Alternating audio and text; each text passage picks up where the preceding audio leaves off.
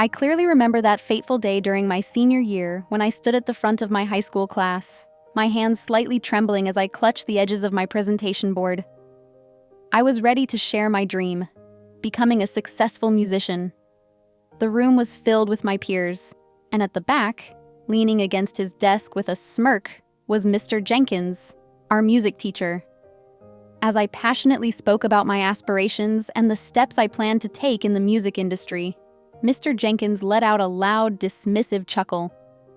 "Music is a tough field, Sam. Let's be realistic about your future," he sneered, his voice echoing around the room. Laughter followed from the crowd, each giggle and snicker cutting deeper than the last.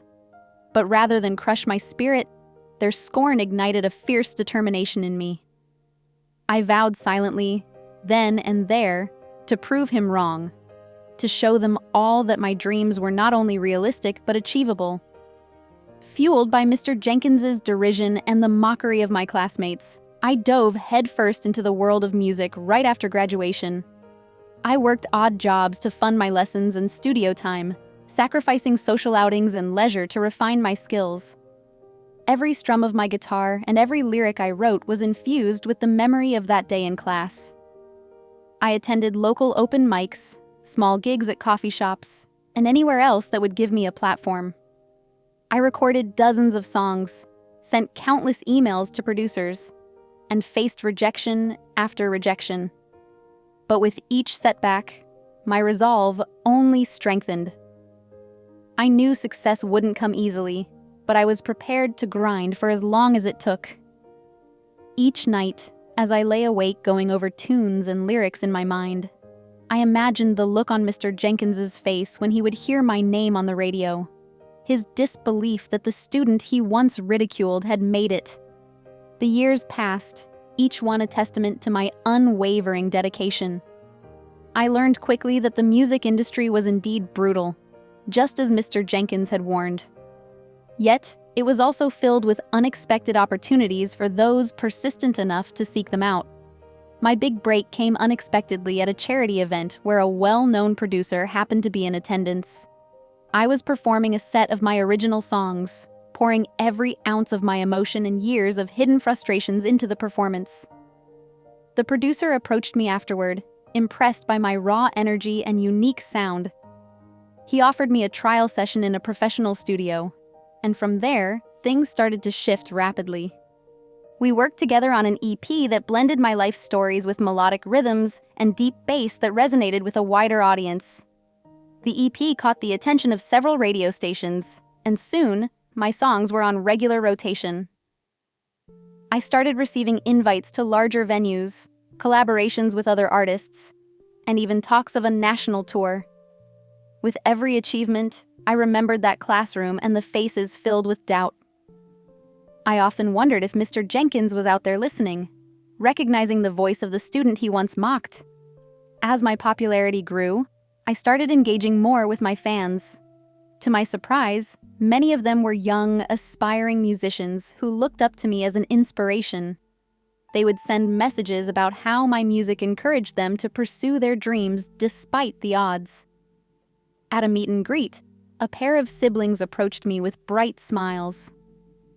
"Our dad has told us so much about you," they said excitedly. "He used to be your teacher."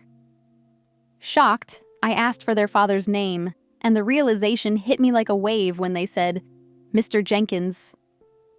There they were, the children of the very man who doubted me, now among my biggest fans. It was a surreal full-circle moment, and though part of me felt vindicated, I also felt a strange sense of gratitude toward Mr. Jenkins. His skepticism had fueled my journey, pushing me to prove not just to him, but to myself, that I was capable of achieving my dreams.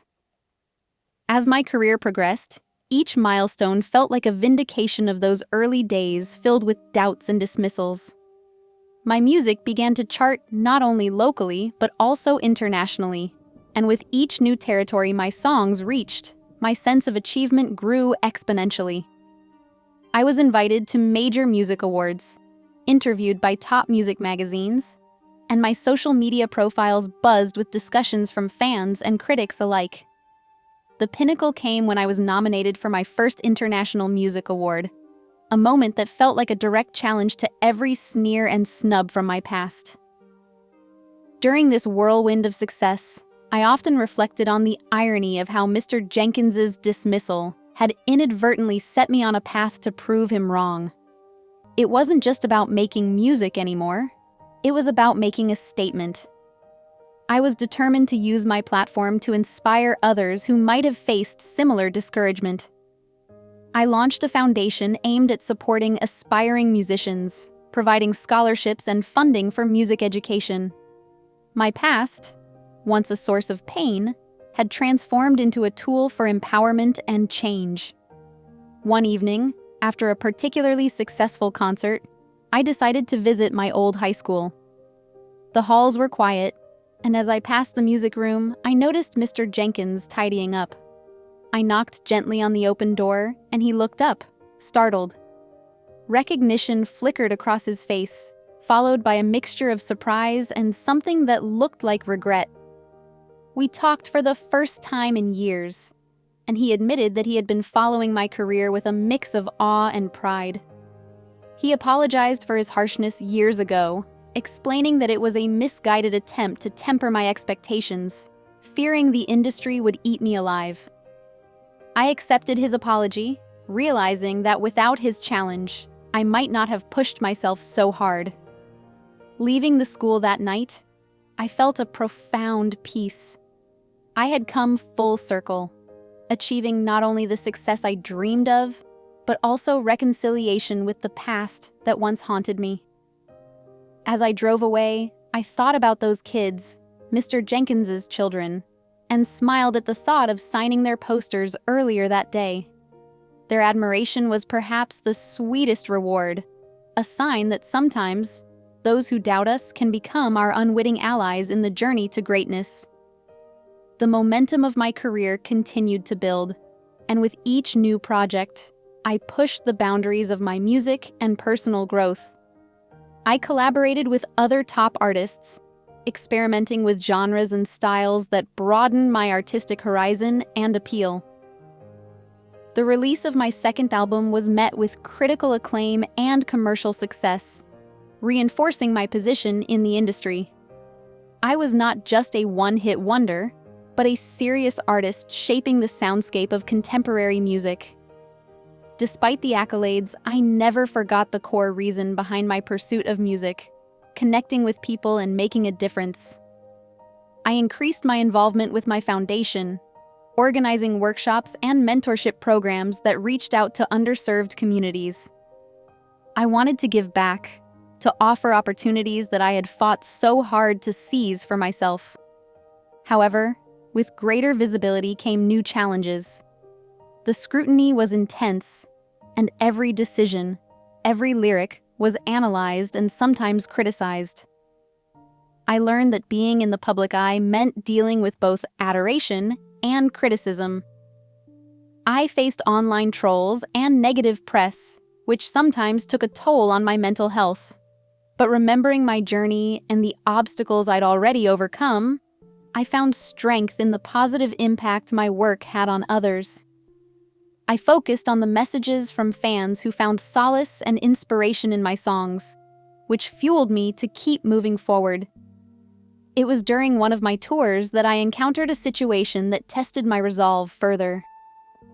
A young fan approached me backstage, her eyes filled with tears. She shared how my music helped her through her recovery from a serious illness, and how my foundation's scholarship allowed her to pursue her own dreams of becoming a musician. Her story reminded me of why I started all of this: the real power of music to heal, inspire, and transform lives. As I stood on stage that night, looking out over a sea of faces, I felt a profound connection to each person in the crowd.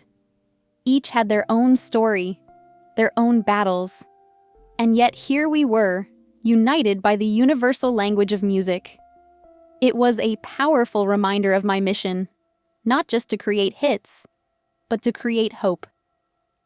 As my influence in the music world deepened, so did my desire to make substantial changes within the industry itself. I had witnessed firsthand the barriers that talented but underprivileged musicians faced. My foundation had started as a small initiative, but I envisioned it becoming a catalyst for broader systemic change. I began lobbying for more inclusive practices within the industry, partnering with other influential musicians and companies to push for diversity and equality on all fronts, from artist representation to executive decisions. Meanwhile, my personal life underwent its transformations. I had learned to balance the highs of my career with the grounding necessity of a personal life that kept me connected to reality. I reconnected with old friends, some of whom had been skeptical of my ambitions, just like Mr. Jenkins. These reconnections were not always easy, but they were honest, and they taught me the value of forgiveness and humility. I also began to explore other creative outlets, writing a book about my journey, not just the successes, but the struggles and doubts. The process was therapeutic and gave me a new perspective on my path and purpose. This period of reflection was crucial as I prepared for my most ambitious project yet, a worldwide tour aimed not only at showcasing my music, but also at spreading the message of resilience and hope. The Dreams Alive tour was set to be a multi-continental journey, bringing together artists from various backgrounds to celebrate the power of persistence and artistic expression. The tour kicked off in my hometown, a symbolic start that brought everything full circle. The night was electric, filled with an energy that surpassed all my previous performances. Looking into the crowd, I saw faces of all ages and backgrounds, and I knew that each person had been touched in some way by the message we were sending. The local press covered the event extensively, and Mr. Jenkins was there too, not as a detractor but as a supporter, cheering loudly from the front row. The success of the tour only fueled my drive. Each city brought new stories, new faces, and new opportunities to influence and inspire. I was no longer just a musician. I was a movement leader, someone who could bring about change through the power of music and shared dreams. The success of the Dreams Alive tour was just the beginning. The response was overwhelmingly positive, and it became clear that this movement was larger than just one tour or one album. People from all over the world reached out, sharing how the music and the stories we told resonated with their own struggles and aspirations. This outpouring of support and shared experiences prompted me to expand the foundation's reach. We launched international chapters to support local artists and provide resources and training that were previously unavailable in many regions. As the foundation grew, so did the need for a structured approach to handle the logistics and impact of our initiatives. I hired a team of dedicated professionals who shared my vision of empowerment through music. Together, we developed programs that not only supported individual artists, but also advocated for changes in policies that govern how music and arts were treated in educational systems worldwide. Our efforts led to collaborations with schools and universities, creating curriculums that included music and arts as fundamental components of education, recognizing their importance in fostering creativity and emotional development. During this time, I also took a step back to focus on my personal artistic growth. I ventured into new genres and collaborations, pushing my creative boundaries and integrating diverse musical influences. This period of exploration resulted in an album that was a departure from my previous work, richer in its variety and more reflective in its lyrics. Critics hailed it as my most mature work yet, and fans appreciated the depth and sincerity of the narrative woven through the tracks. One of the most touching moments came when I was invited back to my old high school to give a keynote speech at graduation. Walking onto the same stage where I had once been ridiculed, I now stood as a symbol of perseverance and success. I shared my journey, emphasizing the importance of following one's passion despite the obstacles. After the speech, Mr. Jenkins, now retired, came up with tears in his eyes. He hugged me and said, "You have truly shown us what it means to turn dreams into reality." It was a powerful reconciliation and a testament to the changes that had occurred not only in my life, but in the lives of those who had once doubted me. With the foundation firmly established and my career at a steady crescendo, I started to ponder my long-term legacy. What would I leave behind that could outlast my own time on the stage? This reflection led me to launch an annual music festival, designed to showcase emerging talents from around the globe. The festival, named Voices of Tomorrow, became a beacon for budding artists, providing them with a platform to be seen and heard by the world. The festival also served as a fundraiser for music education programs, ensuring that future generations would benefit from the same kind of support that helped me get my start. It was deeply satisfying to see young artists take the stage, their eyes alight with the same fiery passion I had once felt. Their performances were a vivid reminder of the transformative power of music. In addition to my work with the foundation and the festival, I continued to explore new creative ventures. I delved into producing and directing music videos, bringing visual artistry to complement the narratives of my songs. This new role was challenging but rewarding, as it allowed me to tell stories in a different medium, further enriching the artistic expression I was known for. My personal life also flourished during this time. I married someone who shared my vision and passion for making a difference through art. Together, we navigated the complexities of a life lived in the public eye, grounding each other and finding joy in the simple moments amidst our busy schedules. One particularly impactful project was a documentary series that chronicled the journeys of several artists from Voices of Tomorrow. The series highlighted their struggles and triumphs, painting a broader picture of the diverse challenges and successes within the music industry. It was a hit, resonating with audiences worldwide and earning critical acclaim for its honest and inspiring portrayal. Throughout all these endeavors, I maintained a close connection with my fans. Their stories and support continued to inspire me, and I frequently engaged with them through social media and at events. Their feedback influenced my music and initiatives, ensuring that my work remained relevant and impactful. As I looked back on my career, I realized that my greatest achievement was not the awards or the fame, but the community I had helped build. A community that valued creativity, resilience, and the pursuit of dreams regardless of the odds.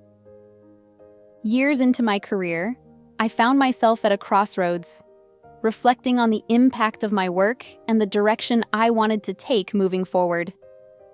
The industry had changed significantly since I first started, and I had grown with it, not just as an artist, but as a person who could influence change on a larger scale. I decided to deepen my focus on advocacy, particularly around issues of mental health within the creative community. The pressures of artistic careers, I knew all too well, could be overwhelming, and there was a crucial need for support systems tailored to artists' unique challenges. I spearheaded a campaign called Harmony in Mind, which partnered with mental health organizations to provide resources, counseling, and workshops for artists struggling with mental health issues. The campaign gained international recognition, and its success opened up conversations about mental health that were long overdue in the artistic and global communities. Meanwhile, my personal artistic endeavors took on a more introspective turn. I released an album titled Echoes of Silence, which explored themes of solitude, reflection, and the search for inner peace. The album was a departure from my earlier, more energetic work, showcasing a quieter, more contemplative side of my music. It was critically acclaimed for its raw honesty and lyrical depth, resonating deeply with fans and new listeners alike. During this period, I also established an artist residency program, creating a space where musicians could escape the demands of their routines and focus purely on creativity. The residency was set in a serene location, surrounded by nature, providing an ideal environment for inspiration and rejuvenation. Artists from various backgrounds and stages of their careers came to share ideas, collaborate, and create new works that pushed their artistic limits. As I engaged in these various projects, I realized how my definition of success had evolved. It was no longer just about chart-topping hits or sold-out tours, but about the real, tangible changes I could make in the lives of others, whether through my music, my advocacy, or my mentorship. As I stood on the balcony of my home, overlooking a calm, starlit night, I contemplated the journey that had brought me to this moment. From a hopeful teenager ridiculed in a classroom to an artist and advocate who had touched millions, the path had been both challenging and rewarding. My career had become more than a personal triumph.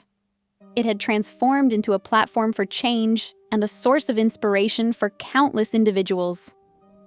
Looking ahead, I was excited about the future. I planned to further expand the Voices of Tomorrow Festival, incorporating technology to reach a global audience virtually, making it accessible to anyone with an internet connection. This expansion was part of a larger vision to democratize access to music education and performance opportunities, breaking down barriers that still existed for many aspiring artists around the world. Additionally, I was in the early stages of planning a memoir, a project that would allow me to share the lessons I had learned with a broader audience. The memoir would not only recount my personal and professional highs and lows, but also offer insights into sustaining creativity and resilience in an ever-evolving industry.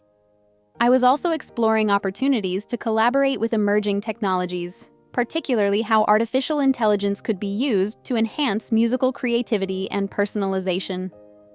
This exploration was driven by a curiosity about the next frontier in music and a desire to stay at the forefront of innovation.